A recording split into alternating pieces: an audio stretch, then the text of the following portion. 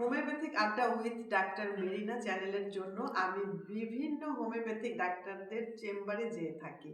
এমনও হতে পারে হুট করে আপনার চেম্বারে এসে উপস্থিত হতে পারে। আসসালামু আলাইকুম, আমি ডাক্তার মেরিনা। হোমিওপ্যাথিক আড্ডা উইথ ডাক্তার মেরিনা চ্যানেল থেকে সবাইকে জানাচ্ছি শুভেচ্ছা এবং ভালোবাসা।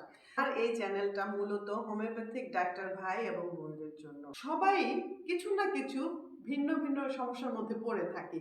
তো হোমিওপ্যাথিক আড্ডা উইথ ডাক্তার মেরিনা এই চ্যানেল থেকে যদি আমরা ডাক্তাররা মিলে আলোচনা করি, কিছু কিছু বিষয় যদি আমরা তুলে ধরি, ডাক্তারের জীবন থেকে বলেন, চেম্বারের অভিজ্ঞতা থেকে বলেন, আমরা যে যে জায়গা থেকেই কিন্তু একটা ভালো কথা এবং একটা ভালো ওষুধ নিয়ে নিয়ে আলোচনা করে ভালো একটা মেসেজ দিতে পারি সমাজকে।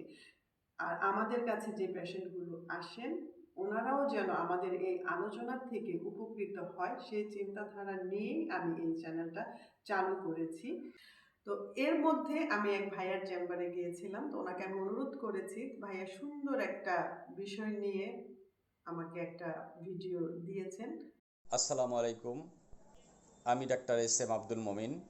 আমার রুগী দেখার চেম্বার রাজবাড়ী হোমিও হল, শের আলী মার্কেট, আশুলিয়া, সাভার, ঢাকা। আজকে একটা কমন বিষয় নিয়ে আলোচনা করব। বিষয়টা হচ্ছে, আমাদের কাছে যখন প্রথম কোনো রুগী আসেন, তখন রুগীরা একটা বিষয় জানতে চান।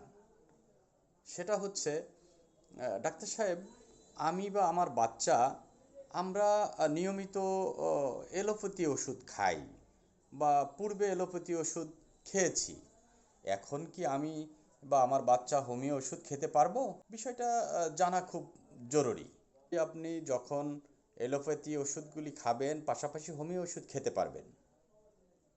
তবে একটা বিষয় লক্ষ্য রাখবেন, অ্যান্টিবায়োটিক, পেন কিলার, এই ধরনের ওষুধগুলি যখন আপনি খেতে থাকবেন, তখন আপনি হোমিও ওষুধগুলি বন্ধ রাখবেন।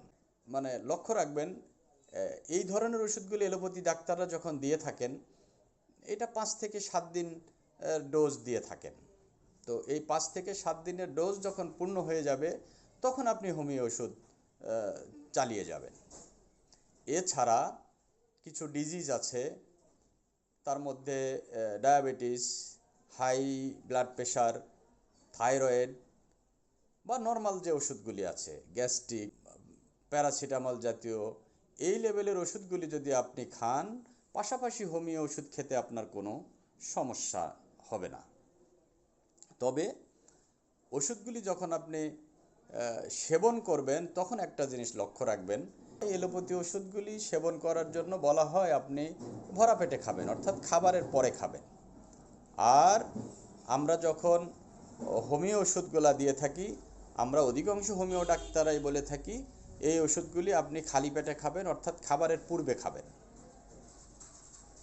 তো নিশ্চয় আমার কথাটা বুঝতে পেরেছেন।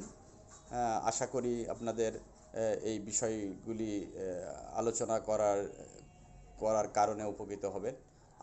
চমৎকার বিষয় নিয়ে ভাইয়াটা আলোচনা করেছেন, ভাইয়াকে অসংখ্য ধন্যবাদ। আপনারাও আমাকে ভিডিও দিতে পারবেন, আপনাদের কাছে আমার অনুরোধ এবং চাওয়া রইল। তো আজকে এই পর্যন্তই। যাবার আগে একটি কথা বলছি, ডাক্তার হিসেবে আমরা ওষুধ কম খাবো, ওষুধ ছাড়া বেশি দিন চলবো, জীবনকে নিয়মের মধ্যে নিয়ে আসবো। ভালো থাকবেন, সুস্থ থাকবেন। আল্লাহ হাফিজ।